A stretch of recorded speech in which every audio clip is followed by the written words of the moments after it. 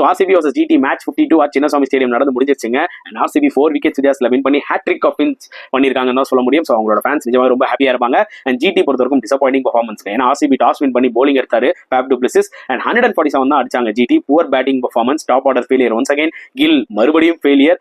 And வெறும் என்ன சொல்றது, like players like David Miller, Shahrukh Khan and Tewatia ஒரு 30 ரன்ஸ் அடிச்சாங்க. அதனால தான் ஓரளவுக்கு ஸ்கோர் வந்துச்சு. இருந்தாலும் இட்ஸ் புவர் பேட்டிங் டிஸ்பிளேங்க, அது சொல்லியே ஆகணும். இது அவங்களுக்கு கண்டினியூ ஆகிட்டே இருக்கு இந்த சீரீஸ்ல. bowling வைஸ் சிராஜ் சூப்பரா போட்டாரு, யாஸ் தயால் நல்லா போட்டாரு, விஜய்குமார் வைஷாக் நல்லா போட்டாரு. ஸோ அது ஒரு நல்ல விஷயம்.